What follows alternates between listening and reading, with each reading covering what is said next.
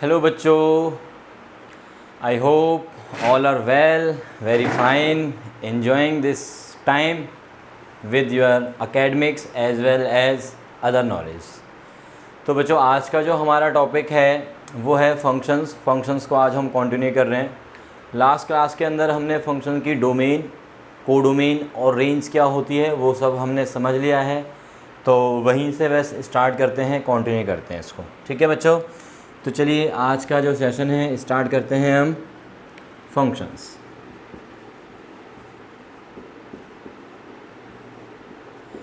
तो हमें इसकी डेफिनेशन अच्छे से याद है, आई होप कि आपको अच्छे से याद है। आपके पास दो सेट्स हैं एक्स और वाई। ये वाला जो सेट होता है ये इसकी डोमेन होता है, ये इसकी कोडोमेन होता है। फंक्शन के केस में ये पूरा सेट एक्स डोमेन है, ये कोडोमेन है, और इसके वो सभी एलिमेंट्स, इसके y के वो सभी एलिमेंट, मान लो कि ये y1, y2 और ये y3 है, ये y4 और ये y5 है। तो ये वाले जो y1, y2, y3 है ये तो रेंज में होंगे, रेंज का एक सेट बनेगा, और ये पूरा का पूरा जो सेट है वो कोडोमेन होगा।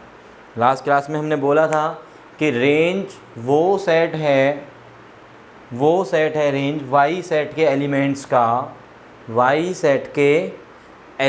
का वो सेट है जिन एलिमेंट्स की प्री इमेजेस होती हैं एक्स सेट में, जिन एलिमेंट्स की प्री इमेजेस एक्स सेट में होती हैं उन एलिमेंट्स का एक सेट बना दो, दैट इज़ रेंज। रेंज मतलब आउटकम, जो भी आउटकम्स आ रही है। ठीक है, तो चलिए एक एग्जांपल लेते हैं अब हम, कि सपोज़ करो मेरे पास यहाँ पे एक सेट दिया हुआ है, सेट ऑफ नेचुरल नंबर्स, और यहाँ भी एक सेट ऑफ नेचुरल नंबर्स ही ले लेते हैं, इनके सेम सेट दिए हुए हैं। और मैं एक फंक्शन डिफाइन कर रहा हूँ f। इस तरह से देखो 1 2 3 एंड सो ऑन इसमें चल रहे हैं एलिमेंट्स। कुछ एलिमेंट्स और दिखा देता हूँ मैं, 4 5 एंड सो ऑन। ये मैंने कुछ एलिमेंट्स लिए और इसके सारे एलिमेंट्स हैं इसमें, एंड सो ऑन चल रहे हैं natural numbers. Similarly here also 1 2 3 4 5 6 7 सारे एलिमेंट इसके अंदर है। ठीक, मैं डिफाइन कर लेता हूँ कि 1 goes to 1, 2 goes to 4, similarly 3 goes to 9, here 9 है यहाँ पे कहीं, 4 goes to यहाँ पे लिख दिया मैंने 16, 5 goes to 25 and so on. ठीक है, इसी ऑर्डर में ये चलते रहेंगे, मिलते रहेंगे आगे भी। मतलब 6 goes to 36, 7 goes to 49 and so on. इस तरह से ये एलिमेंट्स मिलते रहेंगे। तो अब देखो इस फंक्शन को हम कैसे लिख सकते हैं। यदि मैं रिलेशन की फॉर्म में देखता हूँ, रिलेशन की फॉर्म में, तो रिलेशन की फॉर्म में मुझे समझ में आता है कि फंक्शन f को ऐसे लिखा जाए, 1 ऑर्डर्ड पेयर विथ किसके साथ बोलो, 1 के साथ, 2 किसके साथ बोलो, 4 के साथ, 3 किसके साथ बच्चों, 9 के साथ, 4 किसके साथ, 16 के साथ, एंड सो ऑन। इस तरह चलेगा ना, इस तरह चलेगा। ये कौन सी फॉर्म है, ये हमारी कौन सी फॉर्म हो गई है, रोस्टर फॉर्म। कौन सी फॉर्म हो गई बच्चे, ये रोस्टर फॉर्म। इसको हम सेट बिल्डर फॉर्म में कन्वर्ट कर लेते हैं। तो सेट बिल्डर फॉर्म में कैसे लिखेंगे हम इसको, कि इसका जो एलिमेंट है वो x है, इसका जो एलिमेंट है वो x है, ये वाला एलिमेंट, ये सारे एलिमेंट क्या हैं, x। तो जो x है वो किसके साथ इमेज बना रहा है, एक x के साथ, x की इमेज किसके साथ बन रही है, x स्क्वायर के साथ, सच दैट आप ये कह सकते हैं कि ये जो x है वो किस सेट में है, नेचुरल। अब इसी को लिखने का एक और वे क्या है जो हम जनरली यूज़ करेंगे अब, कि this is f is a function from n to n। किस सेट से किस सेट में, देखो नेचुरल नंबर से नेचुरल नंबर में। तो n to n defined as f(x) की वैल्यू क्या दी हुई है। f(x) की वैल्यू का मतलब क्या बताया था मैंने, पिछली क्लास में बताया था ना बच्चों। इसका मतलब क्या होता है, मीनिंग क्या है इसका, व्हाट इज़ द मीनिंग। इसका मीनिंग होता है इमेज ऑफ x। क्या मीनिंग है इसका, image of x under the function f। तो x की इमेज क्या आ रही है f फंक्शन के अंडर में, x स्क्वायर आ रही है। ठीक है, तो इसको हम ऐसे लिखेंगे। तो ध्यान देना बेटा, अब हमारी जो नोटेशन है वो कुछ इस तरह से होने वाली है। हमारे इस फंक्शन को लिखने की जो नोटेशन है वो किस तरह से होने वाली है, इस तरह से। बात समझ में आ गई है। हमने कुछ नया नहीं किया है, सिर्फ एक नई नोटेशन बना दी है कि फंक्शन जब भी है तो उसको आपने इस तरह से लिखना है। इवन हम रिलेशन को भी ऐसे लिख सकते हैं कि relation is from A to B, और रिलेशन में जो भी कंडीशन दी होती है ए और बी के बीच में, उसको आप इस तरह से प्रेजेंट कर सकते हैं। Got it? तो आई होप कि ये समझ में आ गया होगा। तो चलिए अब हम फिर से एक बार फोकस कर रहे हैं डोमेन और रेंज पे। तो पहले डोमेन वाला कॉन्सेप्ट फिर से आता है। डोमेन एक्चुअल में क्या है? इनपुट्स है। डोमेन क्या है? इनपुट्स। बट कौन कौन सी इनपुट्स हम दे सकते हैं वो हमें चाहिए। अब देखो क्या होता है कि दो तरह से फंक्शन गिवन होता है, दो तरह से। एक तो ये कि आपको पहले ही बता देंगे वो कि F is a function from X to Y. मैंने बोला F is a function from X to Y, तो फिक्स हो गया। क्या फिक्स हो गया? कि जो डोमेन है ना वो आपकी एक्स सेट हो गई। क्या हो गया? डोमेन एक्स सेट हो गया। यदि हमें ये गिवन है कि F is a function from X to Y और बोल रहा है कि वो फंक्शन है, उसने बोला है क्वेश्चन ने, तो फिर कोई संदेह नहीं है एक्स को डोमेन कहने में। ठीक है। बट अब सिचुएशन थोड़ी दूसरी वाली आते हैं। दूसरी वाली सिचुएशन क्या है वो समझते हैं हम। ये तो सिचुएशन आई थिंक बहुत ही क्लियर है ना। तो चलिए, तो इसको मैं कर देता हूँ रव, और दूसरी सिचुएशन के बारे में डिस्कस करते हैं बच्चों। वो हमारे साथ क्वेश्चन जो है, हमारे साथ क्या चलने वाला है? एक चालाकी चलने वाला है। तो बस उस चालाकी को हमें समझना है और उस चालाकी का जवाब भी हमें चालाकी के साथ देना है। ठीक है, तो चलिए देते हैं। तो उसने क्या किया है, अब सबसे पहले एक चीज़ समझ लें हम कि हम जो डिस्कस कर रहे हैं वो है रियल फंक्शंस। जो भी हम फंक्शंस में पढ़ रहे हैं दैट इज़ रियल फंक्शंस। और रियल फंक्शंस का मतलब ये है बच्चा कि जो हमारी डोमेन होगी और जो हमारी कोडोमेन होगी, कोडोमेन जिसके अंदर रेंज भी होती है, वो दोनों ही आर से बाहर नहीं होंगे। आर से बाहर नहीं होंगे, रियल नंबर से बाहर नहीं जाना, ना डोमेन और ना ही कोडोमेन, और ऑब्वियसली ना ही रेंज, क्योंकि कोडोमेन के अंदर ही होती है रेंज भी। रेंज तो इसी का ही पार्ट है। ठीक है, तो ये सब कुछ हमारा रियल नंबर्स के अंदर है। और आपको याद होगा चैप्टर 1 में कौन से नंबर्स रियल नंबर नहीं होते बच्चों? रूट के अंदर नेगेटिव वाले, और कौन से नहीं होते बताओ? अपॉन में जब डिनोमिनेटर में ज़ीरो आ जाए और न्यूमरेटर में ज़ीरो ना हो, न्यूमरेटर नॉन ज़ीरो, तो ये वाले जो नंबर्स हैं, ये वाले नंबर्स जो है हम उनको क्या बोलते हैं? Non real. और ज़ीरो बाय ज़ीरो ऑब्वियसली वो तो नॉट डिफाइंड है, वो तो नॉट डिफाइंड है ना, ये भी नॉट डिफाइंड। तो इस तरह की जो कैटेगरी आती है नंबर्स की, ये नंबर्स रियल में नहीं होते। तो इनसे हमें दूर रहना है, इनसे हमें दूर रहना है, या ऐसे बोलो इनसे हमें बचना है, इनसे हमें बचना है। ठीक है, तो चलिए एक बार फिर से आते हैं। अभी हम डोमेन डिस्कस कर रहे थे और डोमेन के अंदर में कुछ इस तरह की चीज़ों पे आ गया था जो कि हमें यूज भी करने हैं, जो कि हमें यूज़ करने हैं। ठीक, तो चलिए डोमेन दूसरा वाला जो केस है वो समझते हैं। एक केस जब हमें फंक्शन x से y में गिवन होगा तो x हमारा डोमेन हो गया। ठीक, अब दूसरा केस क्या है? दूसरा केस क्या किया उसने? लाइक दिस, एक छोटा सा एग्जांपल ले रहा हूँ समझाने के लिए। ये fx ले लिया। अब देखो चालाकी क्या चली है उसने, हमें सेट्स नहीं दिए हुए। f is from the set x to the set y, वो नहीं दिया हुआ। वो कहता है कि फंक्शन मैंने डिज़ाइन कर दिया है, कौन सी वाली फॉर्म में लिख दिया उसने? सेट बिल्डर फॉर्म में लिख दिया। वो जो सेट्स गोले बनाने थे वो कुछ नहीं बना के दिया उसने। सेट x क्या दिया था वो नहीं दिया, सेट y क्या है वो कुछ भी नहीं दिया। सिंपली उठा के सेट बिल्डर फॉर्म का सिर्फ आधा पार्ट लिख दिया, वो भी a to b x to y नहीं लिखा। प्रॉब्लम में आ गया हो। प्रॉब्लम कुछ नहीं है, सिर्फ क्या बोल रहा है यहाँ पे कि डोमेन निकालना है, डोमेन निकालना है। तो एग्जैक्टली देखा जाए तो अब डोमेन कैसे निकालेंगे? यहाँ बच्चे, मैक्सिमम बच्चे यहाँ पे थोड़े से कंफ्यूज होते हैं कि यार अब डोमेन कैसे निकालें, क्या होगी इसकी डोमेन। तो बच्चों देखो बिल्कुल भी कंफ्यूज होने की ज़रूरत नहीं है, बहुत ही सिंपल है। बस एक छोटी सी बात याद रखनी है। क्या बात? देखो डोमेन क्या होता है? Valid inputs. अब इनपुट्स की जगह क्या बोलो उसको? Valid inputs. डोमेन क्या है? Valid inputs. वैलिड इनपुट्स, ठीक है। डोमेन मतलब वैलिड इनपुट। अब ये वैलिडिटी का क्या फंडा है यहाँ पे, कौन सी वैलिड होंगी inputs, which inputs are valid. देखो वो इनपुट्स वैलिड होंगी जिनके लिए, वो इनपुट्स वैलिड होंगे जिनके लिए हमारा जो फंक्शन वैल्यू लेगा, वैल्यू लेगा मतलब जो आउटपुट आएगी वो हमेशा ही कैसी होगी, रियल नंबर के अंदर होगी, रियल नंबर होगी ऐसा बोल लो। एंड फाइनाइट भी होगी, इनफाइनाइट भी नहीं हो सकती, यानी कि डिनोमिनेटर ज़ीरो नहीं हो सकता। डिनोमिनेटर ज़ीरो को हम इनफाइनाइट बोलते हैं, नॉट डिफाइंड बोलते हैं, ठीक है जी। तो हमारी जो आउटपुट है वो कैसी रहनी चाहिए, रियल नंबर रहनी चाहिए। रियल नंबर रहने का मतलब है कि वो रूट के अंदर नेगेटिव वाला सीन क्रिएट नहीं होना चाहिए, पहली बात।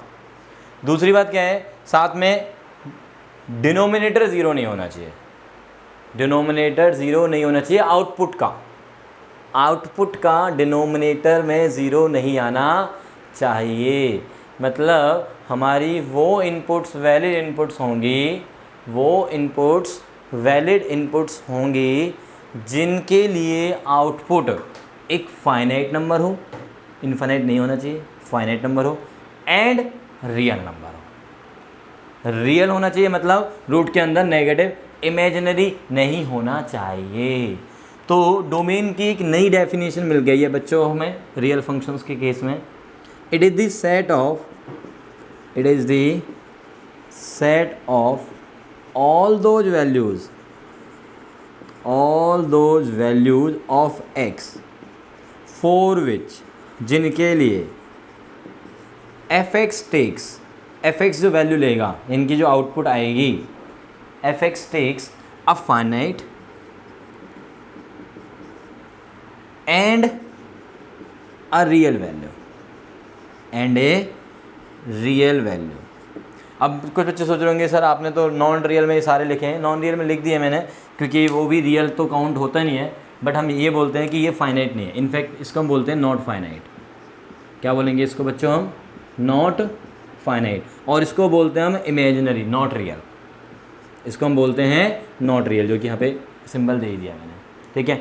तो ऐसा नहीं होना चाहिए, यानी कि क्या होना चाहिए, फाइनाइट होना चाहिए आउटपुट, और साथ में क्या होनी चाहिए, रियल वैल्यू होनी चाहिए, ठीक है। तो हमें सिर्फ वो इनपुट्स, इनकी वो x की वैल्यू डालनी है मुझे जिनके लिए ये जो फंक्शन होगा ना वो फाइनाइट वैल्यू लेगा और रियल वैल्यू लेगा। बस दो बातें, finite value, real value, finite value and real value, बस इन दो बातों पे फोकस रखना है आपको। अब देखना ये है कि रूट के अंदर वाली जो सिस्टम है, ये वाला जो फंक्शन है, इसकी मुझे डोमेन निकालने हैं। अब देखो डोमेन निकालना कितना आसान होगा। अब देखना ये है कि डोमेन निकालना कितना आसान होगा। देखो सिर्फ दो बातें देखनी है, फाइनाइट एंड रियल। ये वैल्यू हमेशा ही फाइनाइट रहेगी, क्यों, क्योंकि फाइनाइट ना होने का सवाल तभी क्रिएट होता है, फाइनाइट ना होने की कहानी तभी आती है जब डिनोमिनेटर में क्या हो जाए, ज़ीरो। इन दो बातों को देख लो बस, उसको छोड़ दो, कोई ज़रूरत नहीं है उसकी, है ना, फिलहाल नहीं है, बाद में देखेंगे उसको। इन दोनों को देखो बस, इन दोनों को।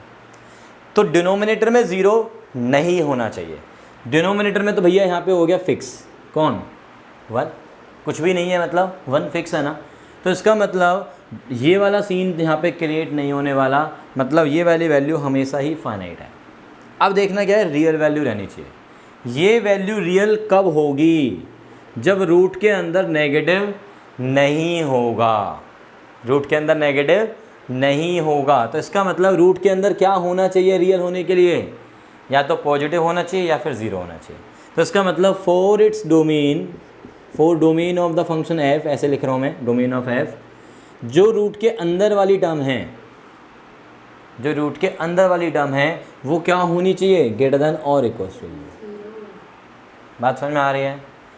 रूट के अंदर वाला जो सीन है वो क्या होना चाहिए, ग्रेटर देन और इक्वल टू ज़ीरो, यदि वो न्यूमरेटर में है तो। डिनोमिनेटर है नहीं यहाँ पे फिलहाल, ठीक है।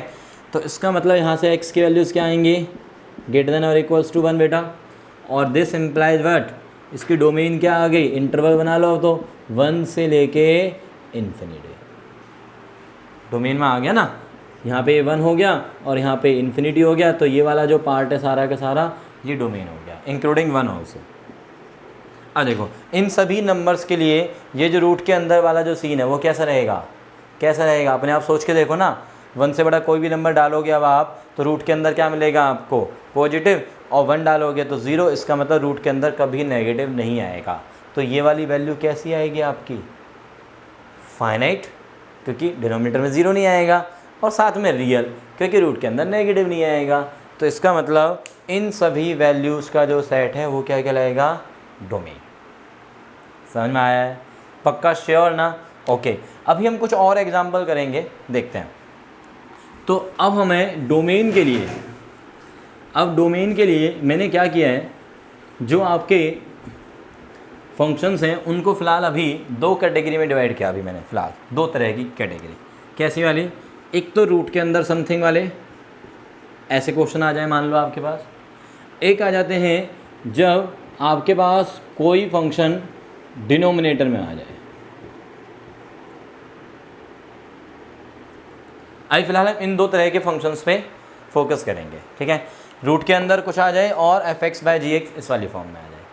तो इस वाले फंक्शन के लिए डोमेन क्या होगी, ये f फंक्शन है, ठीक है, और इसको मैं क्या नाम देता हूँ बेटा, इसको मैं h फंक्शन नाम देता हूँ। इसको मैंने h फंक्शन नाम दे दिया, f(x), और ये हो गया तुम्हारा h(x), ठीक है। अच्छा, इसकी जो डोमेन है इसके लिए हमें क्या करना है, देखो फाइनाइट तो यह हमेशा रहेगा क्योंकि डिनोमिनेटर में 0 होने वाला है नहीं, 1 है। तो इसका क्या ख्याल करना है कि रूट के अंदर नेगेटिव नहीं होना चाहिए, यानी कि रूट के अंदर क्या होना चाहिए, ग्रेटर देन और इक्वल्स टू 0। तो इसमें इसको उठाओ, ग्रेटर देन इक्वल्स टू 0 करो, solve it, get values of x, get values of x, और वो जो x की वैल्यूज़ का जो सेट होगा वही हमारा डोमेन हो जाएगा। That will be our domain, क्योंकि उन सभी वैल्यूज़ के लिए हमारा ये जो फंक्शन है कैसी वैल्यू लेगा, फाइनाइट एंड रियल। बोला ना, फाइनाइट एंड रियल। वैसे 2 तरह की वैल्यू लेनी है फंक्शन को, आउटकम जो आनी है, ठीक। अब इसमें देखो, इस वाले केस में जो डोमेन ऑफ h बनेगी, gx क्या नहीं होना चाहिए, 0 नहीं होना चाहिए, gx 0 नहीं होना चाहिए। तो इट मीन्स आप क्या करोगे, आप यहाँ पे कर लोगे पुट पहले gx को 0, get values of x, get values of x, gx को 0 पुट करोगे और x की वैल्यूज निकाल लोगे। जो भी वो वैल्यूज आएंगे ना, वो सारी वैल्यूज डोमेन में नहीं होनी चाहिए, क्योंकि उन सभी के लिए डिनोमिनेटर 0 है, तो उन सब को हटाना है। बट कहाँ से हटाना है, डोमेन से हटाना है। डोमेन का जो सबसे बड़ा सेट है वो कौन है, मैक्सिमम क्या हो सकता है डोमेन, R। तो R में से उन सभी पॉइंट्स को हटा दो जो कि डिनोमिनेटर को क्या बना रहे हैं, 0 बना रहे हैं। तो इसका मतलब इस केस में डोमेन ऑफ h जो बनेगी वो क्या बनेगी बच्चों, पूरा का पूरा R set minus the set of all those x such that gx is equals to 0, ठीक है। तो इस 2 तरह के फंक्शंस पे अभी हम फोकस करने वाले हैं इस क्लास के अंदर। Got it? चलिए, तो बच्चों ये डोमेन की एक्चुअल डेफिनेशन है जो कि हमें यूज़ करनी है, ठीक है। कहाँ, जहाँ पे हमें इस तरह के फंक्शंस की सिचुएशंस मिल जाए, जब हमें x टू y ना गिवन हो। x टू y गिवन है तो क्लियर है ही x हमारी डोमेन होती है, ठीक। अब कुछ और एग्जांपल्स लेते हैं बच्चों। एक एग्जांपल उठाते हैं जी, f(x) इज इक्वल्स टू मैंने लिया है 1/x² माइनस 3x प्लस का ये 2, ये ले लिया। अब इसकी डोमेन चाहिए मुझे, तो इसकी डोमेन के लिए देखो भाई, रूट के अंदर नेगेटिव वाला सीन तो क्रिएट नहीं हो सकता हो, रूट के अंदर कोई टर्म नेगेटिव वाला सीन तो क्रिएट हो नहीं सकता। बट डिनोमिनेटर में 0 वाला केस, ऊपर तो 1 फिक्स है ना, क्यों आगे डिनोमिनेटर में यदि 0 आ गया तो ये वाली वैल्यू जो है f(x) की वैल्यू जो आएगी, f(x) will take value not defined, और you can say not finite. f(x) को कैसी वैल्यू लेनी है, फाइनाइट। फाइनाइट कब नहीं होगा, जब डिनोमिनेटर 0 हो जाएगा। तो क्या करेंगे हम, ये वाला केस बन गया, डिनोमिनेटर को 0 पुट करेंगे, तो put denominator is equals to 0। तो यहाँ से x की वैल्यूज़ क्या आएंगी बेटा, देखो x के फॉर्म में फैक्टर्स करो आप, तो x की वैल्यूज़ 2 आ गई, 1 और 2। इसका मतलब ये दो वैल्यूज़ ऐसी हैं जिनके लिए हमारा फंक्शन डिफाइंड नहीं है, फाइनाइट वैल्यू नहीं लेगा, और आउटकम जब फाइनाइट नहीं होगी तो इसका मतलब वो इनपुट्स आपकी वैलिड इनपुट्स नहीं होंगी। तो हमारी डोमेन क्या बन जाएगी फंक्शन की, r माइनस में ये दो numbers only these two numbers. तो ये हो गए हमारे पास डोमेन। आई होप कि ये क्लियर है ना, ठीक है। अब और लेते हैं एग्जांपल। fx मैंने ले लिया, fx मैंने लिया है बच्चों 1 में रूट के अंदर 2x माइनस का ये 3। अब मैंने इसमें दोनों चीज़ें डाल दी हैं, देखो एक डिनोमिनेटर में भी डाल दिया और साथ में रूट के अंदर भी डाल दिया, डिनोमिनेटर में भी डाला है और रूट के अंदर भी डाला है। देखो हमारे पास रूट वाला सीन कहता है कि रूट के अंदर अंदर देखें हम, तो ये टर्म क्या होनी चाहिए, ग्रेटर देन और इक्वल्स टू 0 जब हमारा ये न्यूमिनेटर में होगा। बट क्योंकि अभी फ़िलहाल ये डिनोमिनेटर में है तो 0 भी नहीं होना चाहिए। ये कहता है वो कि डिनोमिनेटर वाली टर्म 0 नहीं होनी चाहिए। ये सिर्फ इतनी रिस्ट्रिक्शन देता है कि डिनोमिनेटर में 0 नहीं होना चाहिए, नेगेटिव पॉजिटिव कुछ भी हो सकता है। और ये कहता है कि रूट के अंदर नेगेटिव नहीं होना चाहिए, रूट के अंदर नेगेटिव नहीं होना चाहिए। और तो इसका मतलब क्या हुआ, फॉर इट्स डोमेन क्या होना चाहिए हमारे पास, ये वाली जो टर्म है, ये वाली टर्म यदि ये इसके हिसाब से देखा जाए तो क्या होनी चाहिए, ग्रेटर देन और इक्वल्स टू 0। बट डिनोमिनेटर में यदि 0 आ गया तो ये क्या कहेगा कि भाई ये तो दिक्कत हो जाएगी, डिनोमिनेटर में 0 आते ही ये वाली टर्म क्या हो जाएगी, नॉट डिफाइंड। तो इसलिए डिनोमिनेटर में 0 ना हो तो हमने ये हटा दिया। Got it. So what this implies, 2x is greater than 3, तो x is greater than 3/2। Is this clear, बात समझ में आ रही है। तो इसका मतलब हमारा क्या आ गया सेट, 3/2 से लेके इन्फिनिटी सारा आ गया ना। तो डोमेन ऑफ f क्या आ गया बेटा, 3/2 ओपन से इन्फिनिटी ओपन, ये होगी डोमेन। इज दिस क्लियर, बात समझ में आ गई है। आप ऐसे बोल सकते हो कि 1 के अपॉन में जब रूट gx आएगा ना 1 के अपॉन में, तो उसकी डोमेन का एक सीधा सा फंडा है कि gx को उठाओ और ग्रेटर देन 0 पुट कर दो, डोमेन आ गई। ठीक है।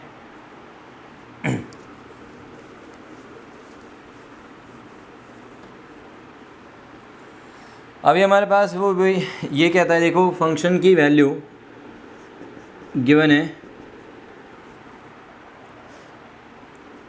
1 में x² प्लस का ये x प्लस का ये 1, ये दे देता है। Find its domain. तो जब भी डिनोमिनेटर में आ रहा है कोई भी वेरिएबल टर्म, तो क्या करना है आपने, उसको 0 पुट कर लेना है, पुट इट 0, इसको 0 पुट किया हमने।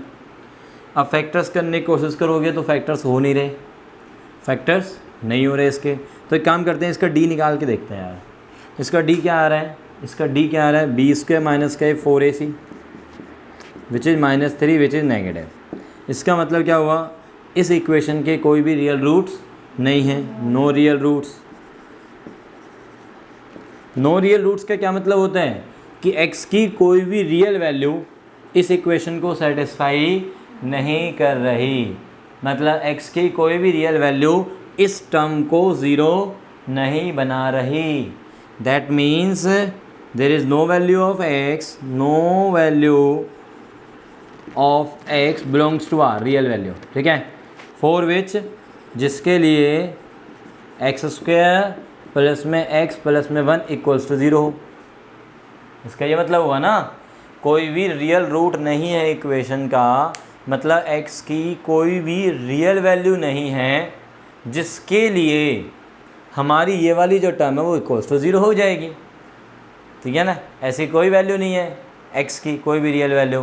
तो इसका मतलब क्या हुआ कि ये वाली वैल्यू किसी भी रियल एक्स के लिए ज़ीरो नहीं है, this is always non zero. इसका मतलब ये हुआ कि this value is always non zero. जब ये ऑलवेज नॉन ज़ीरो है तो इसका मतलब क्या हुआ, ये फंक्शन हमेशा कैसी वैल्यू लेगा, फाइनाइट एंड रियल। ठीक है, so therefore domain of F क्या हो जाएगी बेटा, आर। बात समझ में आ गई है, क्योंकि हमें आर में से वो माइनस करने होते हैं एज एक्स की वैल्यूज जिनके लिए डिनोमिनेटर ज़ीरो आए, बट डिनोमिनेटर कह रहा है मैं तो ज़ीरो नहीं होऊंगा। ठीक है, तो इसलिए डोमेन क्या हो जाएगी, आर। ओके है, समझ में आया है बच्चों, वेरी गुड। अब तो डोमेन वाला कॉन्सेप्ट समझ में आ रहा है, डोमेन वाला आ रहा है, धीरे धीरे आ रहा है, वेरी गुड वेरी गुड।